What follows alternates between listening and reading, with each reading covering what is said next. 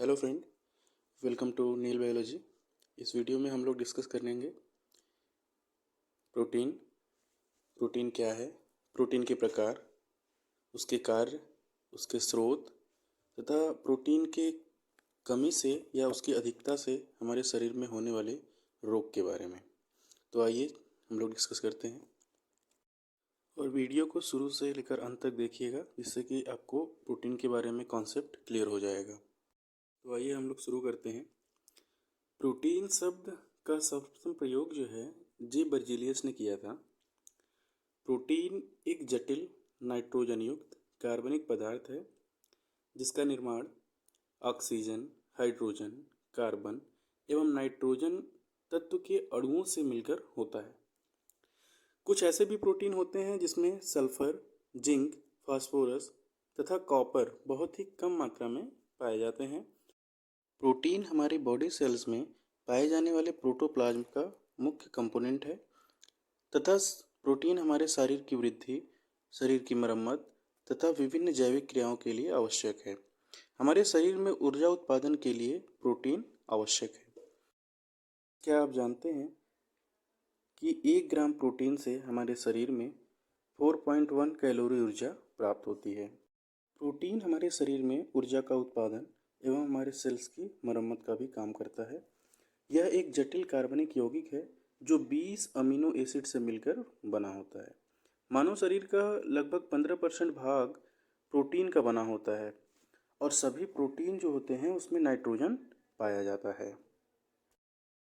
मनुष्य के शरीर में कुल 20 प्रकार के प्रोटीन की आवश्यकता होती है, जिसमें से 10 का संश्लेषण स्वयं शरीर करता है तथा शेष 10 भोजन से प्राप्त होता है। तो चलिए अब हम बात करते हैं प्रोटीन के टाइप्स के बारे में। तो प्रोटीन जो है 3 प्रकार का होता है: सरल प्रोटीन, संयुक्त प्रोटीन और व्युत्पन्न प्रोटीन। तो सबसे पहले हम लोग बात करेंगे सरल प्रोटीन यानी सिंपल प्रोटीन के बारे में।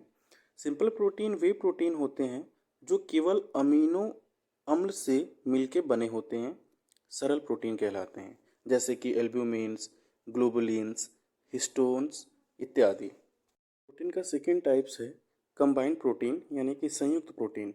वे प्रोटीन जिसके अमीनो अम्लों के साथ कुछ अन्य पदार्थों के अणु के साथ समूह में जुड़े रहते हैं, संयुक्त प्रोटीन कहलाते हैं, जैसे क्रोमोप्रोटीन और ग्लाइकोप्रोटीन। दोस्तों, तीसरा टाइप है डिराइव्ड प्रोटीन या व्युत्पन्न प्रोटीन। वे प्रोटीन जो प्राकृतिक प्रोटीन के जलीय अपघटन से बनते हैं व्युत्पन्न प्रोटीन कहलाते हैं, जैसे प्रोटीन्स और पेप्टोन्स। दोस्तों, समझने वाली बात यह है कि अमीनो एसिड क्या है। अमीनो एसिड वे अणु हैं जिसमें एमाइन तथा कार्बोक्सिल दोनों ग्रुप पाए जाते हैं, वो अमीनो एसिड कहलाते हैं। दोस्तों, अब हम लोग बात करेंगे प्रोटीन्स के महत्वपूर्ण कार्य के बारे में, यानी हमारे शरीर में प्रोटीन का क्या काम है। तो प्रोटीन हमारे शरीर में स्किन, ब्लड, मसल्स तथा हड्डियों के सेल के निर्माण तथा विकास के लिए आवश्यक होता है। प्रोटीन प्रोटोप्लाज्म एवं टिश्यू निर्माण में भाग लेता है। प्रोटीन आवश्यकता पड़ने पर ये शरीर को ऊर्जा भी देते हैं, आनुवंशिक लक्षणों के विकास को भी नियंत्रित करते हैं। यानी जो प्रोटीन है ये हमारे आनुवंशिक लक्षणों को, जो एक पीढ़ी से दूसरे पीढ़ी में ट्रांसफ़र होता है, उसके लक्षणों का विकास भी वो नियंत्रित करता है तथा प्रोटीन कंडक्शन का भी काम करता है, यानी संवहन में भी सहायक होता है। दोस्तों, हमारे शरीर में एंटीबॉडीज़ का निर्माण भी प्रोटीन के द्वारा ही होता है, जो हमारे शरीर में विभिन्न बीमारियों से लड़ने में सहायक होता है। तो अब हम लोग बात करेंगे प्रोटीन्स के प्रमुख स्रोत के बारे में। तो प्रोटीन के प्रमुख स्रोत में शाकाहारी स्रोत और मांसाहारी स्रोत दोनों से जो है कि हमें प्रोटीन अच्छी मात्रा में मिलता है। तो सबसे पहले हम लोग बात करेंगे शाकाहारी स्रोत के बारे में। तो शाकाहारी स्रोत में सोयाबीन, मिल्क, चना, मक्का तथा अनेक प्रकार की जो दालें हैं उससे जो है कि हमें अच्छी मात्रा में प्रोटीन मिलता है, और सोयाबीन से हमें सबसे ज़्यादा मात्रा में प्रोटीन मिलता है। उसके बाद दूसरा है मांसाहारी स्रोत। तो मांसाहारी स्रोत से हमें मांस, मछली, अंडा, लीवर प्रोटीन प्रोटीन के अच्छे स्रोत हैं। दोस्तों, अब हम लोग बात करेंगे प्रोटीन की कमी से होने वाले रोगों के बारे में। तो बच्चों में प्रोटीन की कमी से क्वाशिरकर तथा मैरेस्मस नामक रोग हो जाता है। क्वार्सिरकर क्या है? क्वार्सिरकर एक बीमारी है जिसमें बच्चे का हाथ और पैर दुबला पतला हो जाता है तथा पेट जो है बाहर निकल जाता है, जिससे बच्चे का शरीर कुरूप दिखाई देने लगता है। दूसरा है मैरेस्मस। इस रोग में बच्चों की मांसपेशियां काफ़ी लूज हो जाती हैं, यानी ढीली हो जाती हैं, और बच्चे का वजन जो है काफ़ी कम हो जाता है।